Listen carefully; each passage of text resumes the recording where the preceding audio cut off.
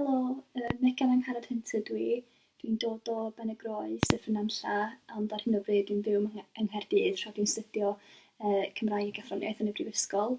Ond dwi hefyd yn awdur, dwi wedi cyhoeddi 2 nofel, ac dwi am fod yn sôn am fy hoff lyfr, sef, wel mae'n amhosib i fi ddewis un hoff lyfr i fod yn onest, ond un o fy hoff lyfrau ydy O Tyn y Gorchudd gan Angharad Price.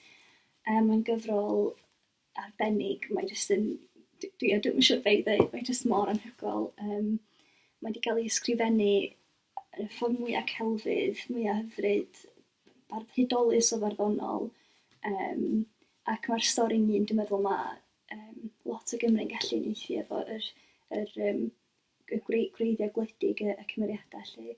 Ac ie, mae'n jyst y beth mwyaf hyfryd i fi ddarllen ar ei oed, mae'n jyst mor anhygoel. Felly dwi'n gobeithio ydych chi'n mynd ati ddarllen y nofel hefyd. Yr bod wedi cael ei sgwennu mewn ffordd celfydd a chain ofnadwy, mae'n eitha darllenadwy dwi'n meddwl, achos hyn os ydych chi'n mynd all pob gair, mae'r eirfa jyst mor hyfryd, a mae'n rhywbeth mor hardd i ddarllen fel cerddoriaeth, fel ryw swyn